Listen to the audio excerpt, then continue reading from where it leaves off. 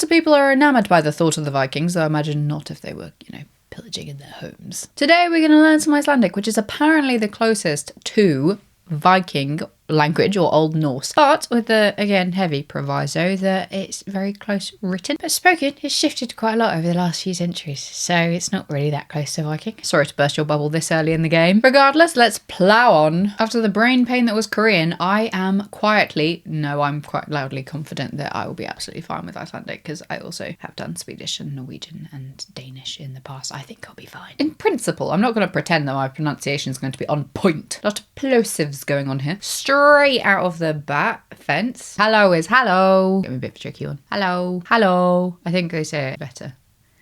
But it's pretty much the same. Hello. One of the videos I've watched said that Icelandic's very breathy. That kind of makes sense to me because it's quite cold. Hello. Hello. Hello. Tip early on that is second hand. Interestingly, there isn't a direct translation of the word please. Now, there is a very formal way of saying please that you'll see on signs saying like, don't smoke please, or please fill out this form. But it's very, very formal, and it's more akin to our English version of kindly, which you do not normally sprinkle into conversations, or at least I don't. The word itself is vinsamlegas, and I don't know if I'm pronouncing that right because I cannot find an Icelandic person actually pronouncing it because it's not normal to do so, but at least you know. You therefore have to be a little bit creative compared to how you would normally speak, probably. Or apparently it's very, very normal to just hear please. So Icelandic people are speaking and then in the middle of a sentence, oh, blah, blah, blah, please. It's a bit more normal for me to think about if you can't use please, then you go, oh yeah, can I have that, thanks. We're going to move on to thanks, which is tak. And you can use that as an alternative if it feels natural and flows well. Yes is yo, yo, yo, yo. So it's a J with, this is backwards for you, J with an A, like that. Yo, backwards is hard to do backwards. I imagine, like if I said yes, yes, yes, yeah, yeah. I reckon you'd probably understood even if you didn't say it quite right. And no is nay, unlike Korean. Ya, nay, ya, nay. I'm so happy because I'm so comfortable. Pronouns. Oh, it gets a little bit more difficult for me because there's single and plural. How can you have a plural I? We're only going to go for the singular. I is yer,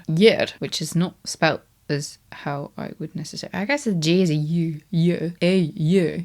like ew. As you know, that is quite similar to Scandinavian generally. Yer. That's all right. Yer. But I hear ear. I need a shower. Yer.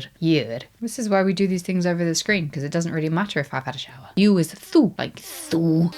Can't believe thu did that. Thu. That's also quite comfortable in terms of a word. Yeah. Thu. There's two genders and neuter, but I also think I saw somewhere that recently they've got a gender neutral they added, but I can't see that in this video, so if you want to go down that rabbit hole, just a bit of information for you there. Pretty sure he is han. Now that is a bit confusing because han, I think Hannah, but also I know that han is he, I think, because I've seen it in Scandinavian other languages. So we're gonna go Attila the han, even though I've shot myself in the foot a little bit because hun is she, like honey, not like a pervy way, but like honey. I don't know, it just feels feminine. Putting gender stereotypes in this less than ideal, but again, we've got genders, there are stereotypes, they're there for a reason because there's patterns and we like seeing patterns and have remembered it and it's fine. It is Thath, which is spelt with, got thorium, I don't know the name of it. It starts with this at the beginning and it's got a D with like a little cross at the top of it. An absolute angel has got a video with 0 to 10 in Icelandic. Thank you! I feel like I'm going to sneeze.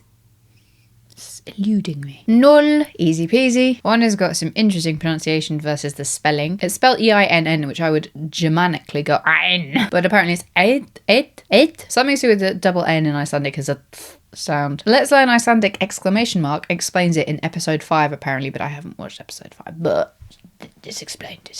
Tver. The channel says it's so much more smoothly than I'm saying. Tver. There's like an R at the end. Tver. But they say it really smoothly as well, so it's kind of tricky for a non-native speaker. Tver. Try. Thrir. That's all right as long as I can get my R's, get it back into practice. I used to be all right with it with Spanish. Thrir. I feel like my th is not quite right. Thrir. I'm having real difficulty with thrir. I think if I just don't think about it as much, I go thrir. I think it's literally like thrir. Apart from you just go thrir. That's maybe better, but I think I'm not quite rolling my R's and R's enough. Fjorir. I'm not explaining these because I feel like it's quite evident what they are. I'm doing it when I shouldn't even be doing it now. Rasputin. Fjorir. Fiorir. Fjord. I think you can get away without saying fiorir. Fjord. You got like a little bit at the end. Fiorir. Fjord. I think I'm just making that up now. Fim. Thank you for not having any r's in. Fim. Fim. Fem. Fim. I'm saying fem because I know that from other languages. Fem. Fem. Fim. Fim. Sex. Sex. Sex. Very, very similar to the German sex. Sex.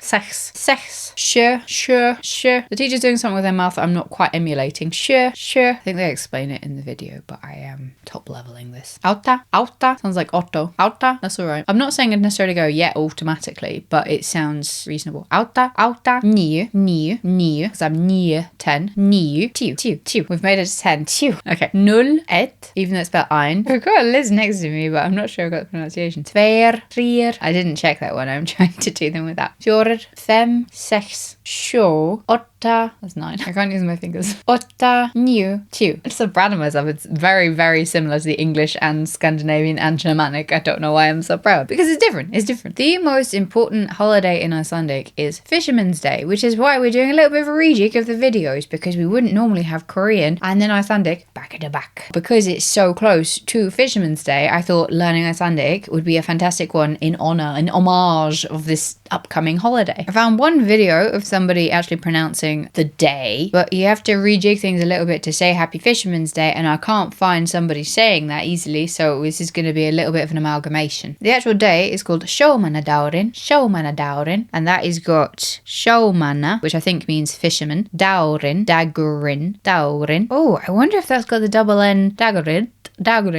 That must be a regional thing, because it's got a double N and it's not going it. Interesting. Too deep for what we're aiming for right now. Sjómanadagurinn. Now that G's kind of glossed over as well. That is interesting. That dag is day. That is the meaning of it in Germanic and Scandinavian languages. That's day. And then in, I think it's just like, I don't know, is it a little thing on the end of the word that kind of rounds it off? There'll be a name for that I don't know. But that's the way that I can explain it. To the best of my knowledge, we're going to take Sjómanadagurinn and put happy in front of it and take a little bit off. Apparently, the way you say it is Gleðilegan Sjómanadag. Gleðilegan Sjómanadag. Gleðilegan Sjómanadag. So Sjómanadag,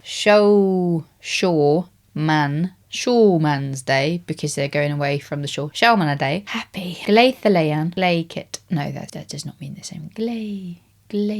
Glad. I think we're just going to have to remember the bits of it. Gleðilegan, Gleðilegan, Sjómanadag. Gleðilegan, Sjómanadag. That's coming up. So Gleðilegan, Sjómanadag. And I'm probably butchering that. Please tell me how to pronounce it properly. Bye is really, I don't know, it's fun. It's straightforward. Bye is bless. You can say bye, B-A-E, kind of squidged together. I don't know the name for that letter. But that's pretty informal. You can go bye-bye. But you can also go bless, goodbye. And that's a bit more formal. So bless, bye-bye, goodbye. I reckon next linguistic video we should do is Welsh, because it feels both difficult and straightforward and a nod to me heritage. I mean, my heritage is all over the UK, so I could say that about basically everywhere in the UK. We're keeping it relatively local for now. I'm just a bit scarred by Korean, but Welsh is going to be tricky. Oh, that's a good point. I should say, I think I know how to pronounce that volcano that did a load of smoke. Eyjafjallajökull.